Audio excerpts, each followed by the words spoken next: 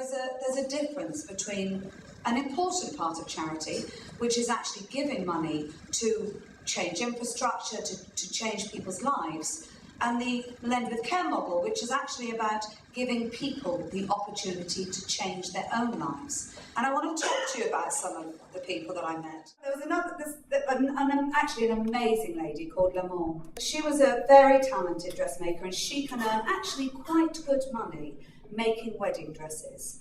But what she decided to do was to borrow some money to set a school for seamstresses up. And we went through the whole thing, and she was explaining to me that she can take on about 5 seamstresses at a time, and they pay her about $12 a month.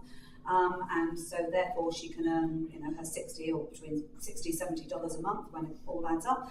And I said, oh, well, that's brilliant. And what would you earn as a seamstress? She said, well, the same. And I said, well, forgive me asking, but why are you doing that? If you can earn this money in any event, why are you going through all of this to teach other people how to sew? And she said, well, because I can, and I can make their lives better, and this is my community. And if I can teach them how to sew, then they can earn $70. And I thought, my goodness, here is somebody who has absolutely nothing in the terms of the way we live, who is actually going to borrow money so she can give other people the means to get themselves out of poverty. I mean, that's quite humbling. At the other end of the scale, we had a very entrepreneurial lady, and she and her husband borrowed $2,000, and the initial idea was for her husband to buy a van. He was a welder, buy a van so he could actually go out and do more work. But actually, they were able to get a better deal, so she put $300 to one side and to buy some materials, and then she thought, I've got a bit left. I'll get some chickens. So she got some chickens, and she started selling the eggs, and then she thought, oh, that's good. I'll fish.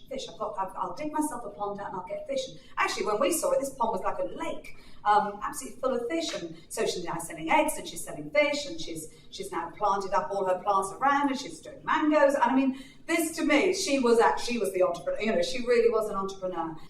And I was equally impressed. So I spent a lot of my time with the entrepreneurs, but I also spent my time with the people who actually administer the loans.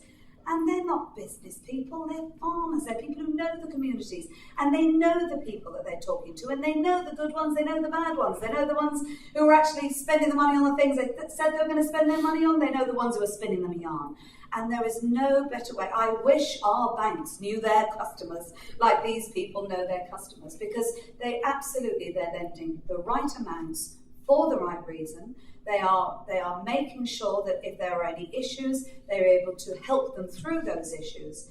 And they're lending at the right rate, because actually there is a big risk here. Microfinancing can be a very dangerous thing in the wrong hands, because it's a very, very easy thing for money lenders to get involved and charge extortionate rates and be extremely unhelpful. So it's important. Microfinancing is fantastic in the right hands.